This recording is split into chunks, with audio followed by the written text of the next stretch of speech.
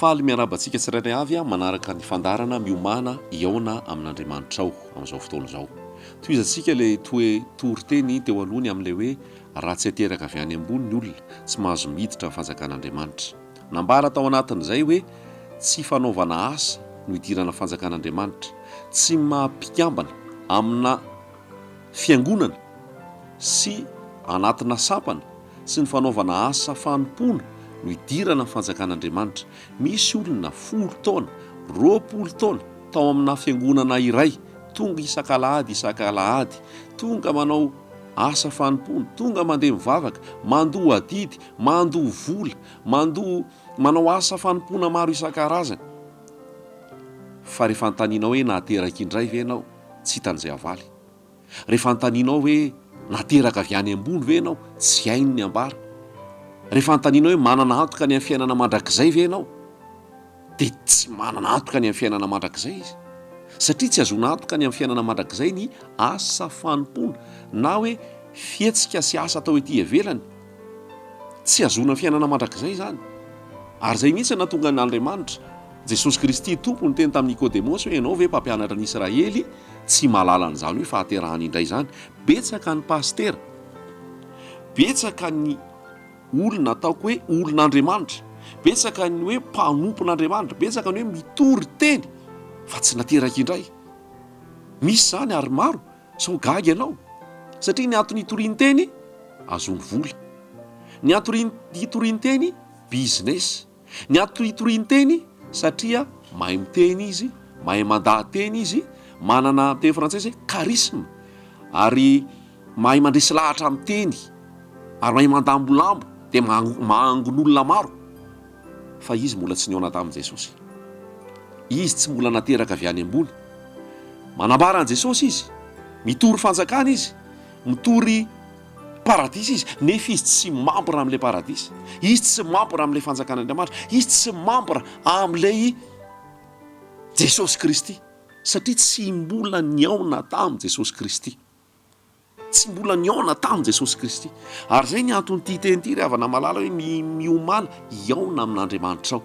Ny aona antsika dia pastera, ny aona antsika dia ny apôstôly, ny aona antsika dia mpaminany, ny aona antsika dia evanjelista, ny aona antsika dia mpampianatra, ny aona antsika dia mpanompon'Andriamanitra. Fa antsika tsy tafahoana amin'i Jesosy Kristy.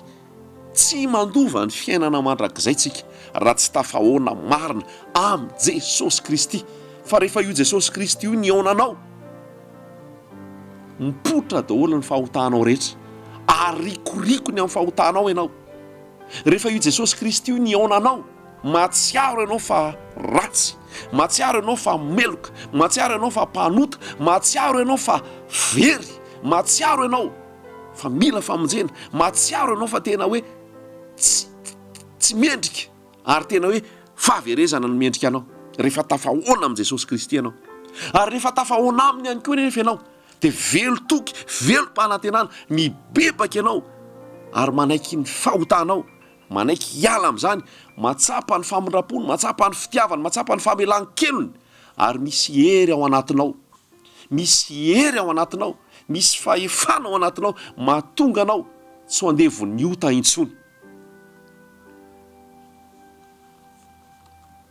Raha misy olona ao amin'i Kristy dia olom-baovao izy.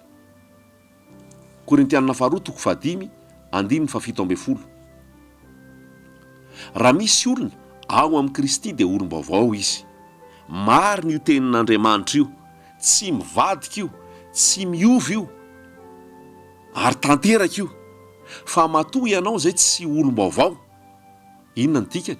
Tsy ao amin'i Kristy ianao zay. Tsy ao amin'i Kristy ianao zay. Fa sao dia mbola ao anatina fiangonana, mbola anatina tokom-pivavahana, sao dia mbola manaraka olona, manaraka mpanompon'Andriamanitra, manaraka lehilahin'Andriamanitra sy vehivavin'Andriamanitra, fa tsy tao amin'i Jesosy Kristy. Fa mazava tsara mihitsy io teny io, Korintianina faharoa toko 5 andininy 17. Raha misy olona ao amin'i Kristy dia olom-baovao izy. Efa lasa ny zavatra taloha ary indreo tonga vaovao ireo. Ny atonga anao olom-baovao tsy ny fiovaovanao fiangonana, tsy ny fiovaovanao fikambanana, tsy ny fiovaovanao antoko tsy ny fiovaovanao toerana fa ny atonganao olom-baovao dia ianao ao amin'i Jesosy Kristy, nateraka avy any ambony, tafahoana amin'i Jesosy Kristy. Jerentsika tamin'ilay teo aloha teo hoe nateraka indray nareo tsy tamin'ny vo mety loha fa tamin'ny tsy mety loha, dia ny tenin'Andriamanitra izay mahery sady velona.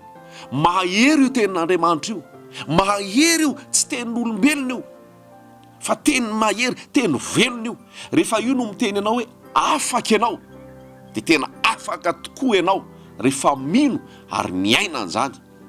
Rehefa io no miteny ianao hoe sitrana ianao, Salamo 7:7, nandefa ny teniny izy ka nahasitrana azy zany, dia sitrana ianao. Rehefa miteny io tenin'Andriamanitra io, voavela ny elokao, voavela ny elokao. Rehefa miteny io tenin'Andriamanitra io, tsy andevo ny ota intsony ianao fa andevo ny fahamarinana, Romanina 9:9, dia tsy andevo ny ota intsony ianao. Lasa tsy manapaka ao aminao intsony ny ota, Romanina 9:2. Tsy misy fanamelohana an'izay ao amin'ny Kristy Jesosy, fa ho an'izay ao amin'ny Kristy Jesosy izay mandeha araka ny fanahy.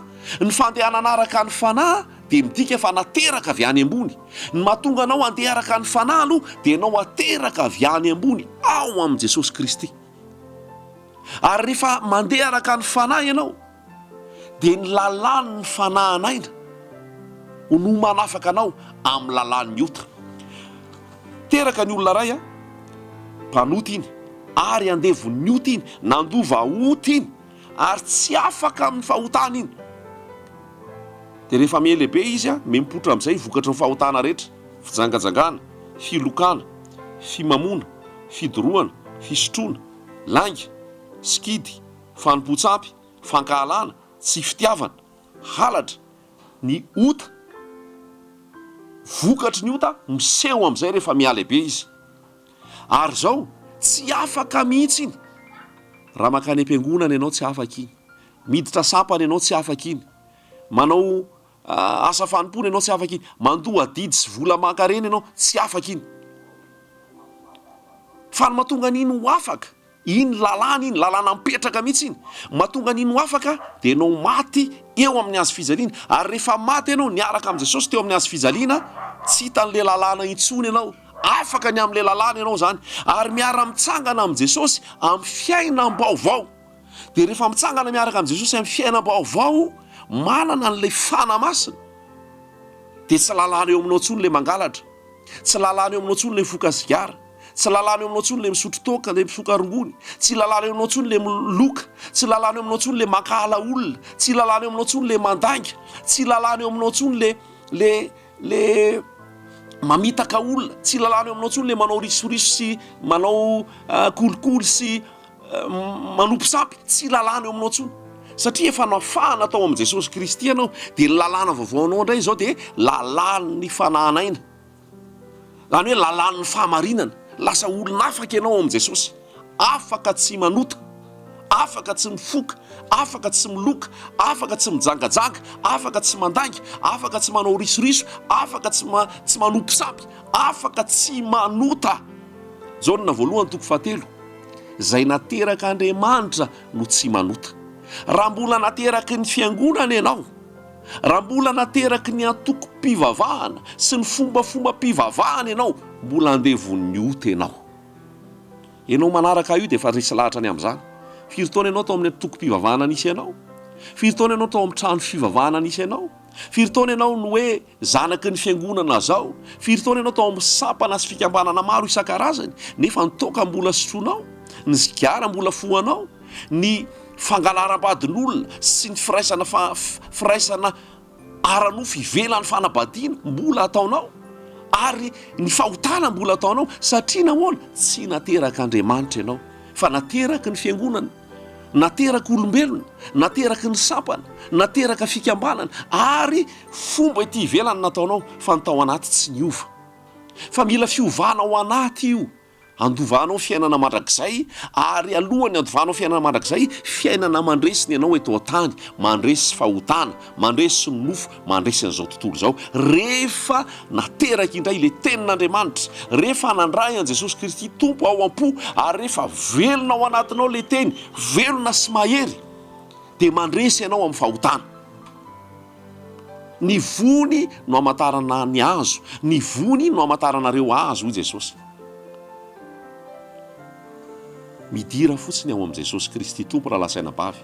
Meteza teraka avy any ambony, meteza tena hoe manaiky fa diso, manaiky fa meloka, manaiky fa ratsy ary manao fahotana maro, meteza anatona an'ilay mpanafaka. Jesosy Kristy ny mpanafaka, Jesosy Kristy ny mpanadio, Jesosy Kristy ny mpanavotra, Jesosy Kristy ny mpamonjy, Jesosy Kristy ny mpamela heloka, Jesosy Kristy ny mpanavao, Jesosy Kristy ny mahatonga olom-baovao. Midira fotsiny ao am' Jesosy Kristy amin'ny finoana. De hisy hery ao aminao, hery ny fanamasina, hisy hery io teny io. Hebreo 4:12 fa velona sy mahery ny tenin'Andriamanitra, velona sy mahery ny tenin'Andriamanitra ary maranitra mihoatra noho ny sabatra roa lela, mampisaraka ny tonona sy ny tsoka, mampisaraka ny aina sy ny fanahy ary mamatatra ny fisainana lalin'Andriamanitra ary tsy misy zavatra tsy hita rehefa eo amin'io tenin'Andriamanitra io. Io teny velona sy mahery io mila raisinao, mila iainanao, mamotika lay nofo, mamotika lay olona taloha, mamotika lay mpanota, mahatonga anao tsy ho mpanota, mahatonga anao olom-baovao. Fibebahana, falekenan'i Jesosy eo am-po, fandraisana ny teny velona ao anaty, lasa fonenan'ny fanamasina ianao, raisinao amin'ny finoana zany rehetra zany ary maimaimpona zany rehetra zany. Atonga anao olom-baovao, nateraka Andriamanitra, zay nateraka Andriamanitra no tsy mahay manota satria ny vono mitoetra ao aminy. Ino io vo io? Le Petera 1:7 nateraka indray nareo tsy tamin'ny vo mety loha fa tamin'ny tsy mety loha, de ny tenin'Andriamanitra zay sady velona no mahery rehefa mitoetra ao anatinao io teny io.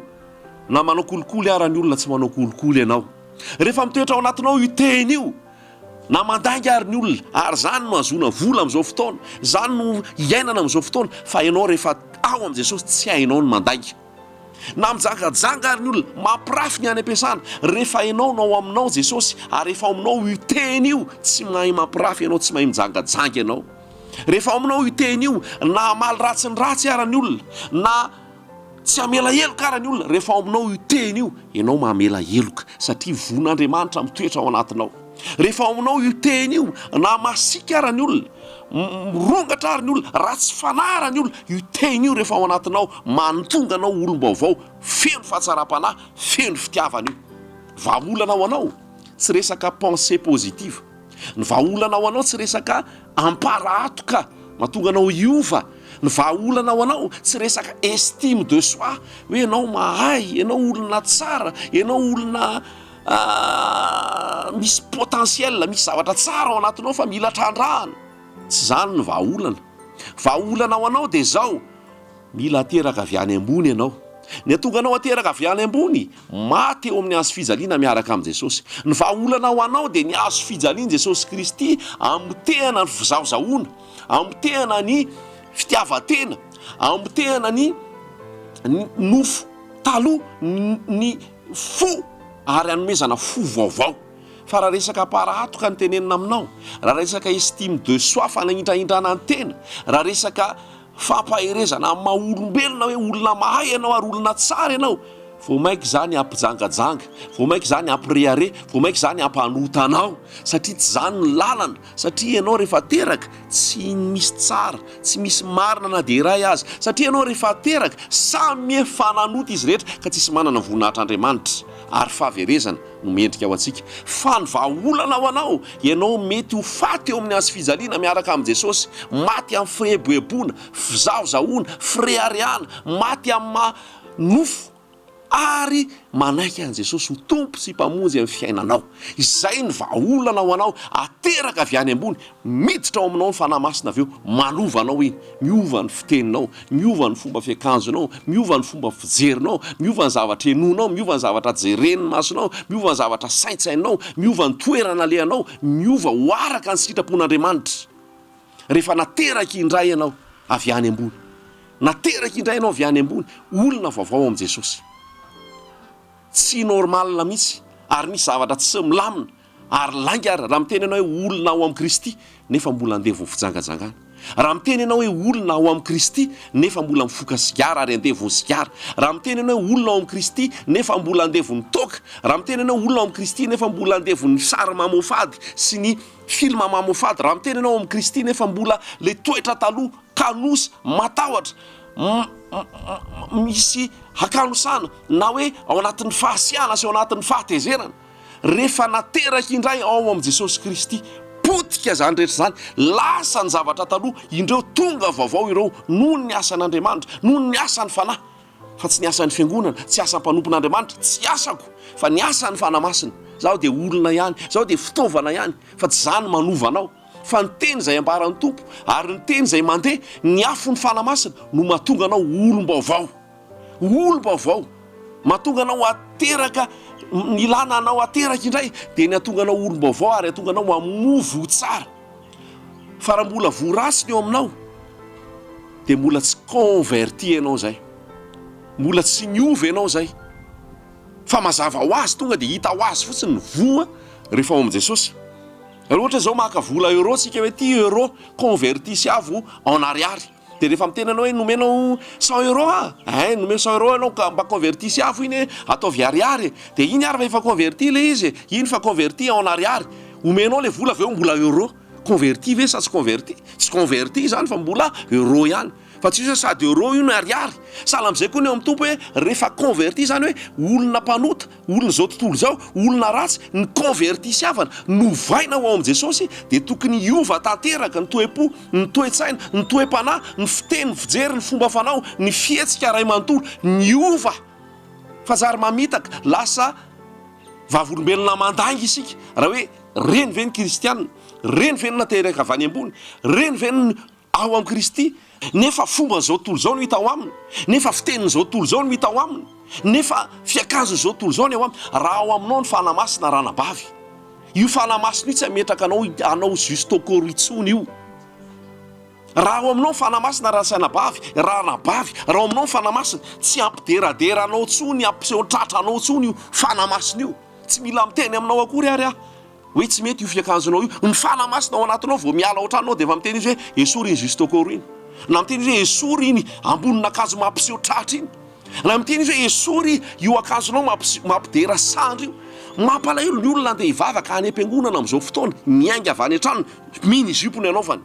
Mampalahelo ny olona andeha ho any am-trano fivavahana, ho any am-piangonana, ny anaovany manche courte, tonu, mampiseho tratra, mampitazaka. Aiza ny fanamasina? Satria tsy nateraka avy any ambony. Dia rehefa tsy nateraka avy any ambony fa nateraka nofo, dia mbola nofo mipotra, dia fahotana no mipotra, ary zao tontolo zao no hita. Ray aman-dreny mpitandrina, mpitory filazantsara, evanjelista, mpaminany, ambarao an'ny olona fa Jesosy ny mila raisin'ny olona, Jesosy ny mila raisin'ny olona, Jesosy mila mibebaka ny olona ary mila manamaso tena, mila mibebaka ny olona, miala fahotana ary tsy miverina amin'izany intsony ary manamasina an' Jesosy ho tompo ao am-po. Mila mibebaka ny olona mba hahatonga azy voavelaheloka ary andray ny fanamasina ary andeha amin'ny fahamasinana. Fa tsy vola ny torintsika aman'olona, tsy famporisihana olona andoha adidy, andoha rakitra, tsy famporisihana ny olona anao asa, fa tsy hoentintsika ao am' Jesosy ny olona, tsy hoentintsika ao amin'ny fahaterahana indray ny olona, tsy ambarantsika ny lalam-pamonjena ny olona, fa fehezitsika ao anaty trano fivavahana, fehezitsika ao anaty rafitra sy fombafomba, fehezitsika ao anaty système. Fa mila mivoaka tao. Ianao mpanompon'Andriamanitra aloha, mivoata ao amin'ny système, mivoata ao amin'ny fotodalàna, mivoata ao amin'ny rafitrafitra, mivoata ao amin'ny fombafomba izay ara-nofo tsy andovana fiainana mandrakizay, ary meteza ho tarihin'ny fanahy andova fiainana mandrakizay, ary amo vokatra tsara, vokatra dia fahamasinana. Fa ratsy zay midi ny fanjakan'Andriamanitra, tsy mahazo mahita ny fanjakan'Andriamanitra, tsy mahazo miditra ny fanjakan'Andriamanitra raha tsy izay rehetra lazaina teo izay hoe nateraka avy any ambony.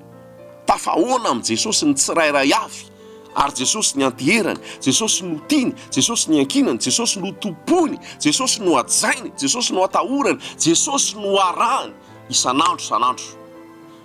Ho azy ihany ny voninahitra. Amen.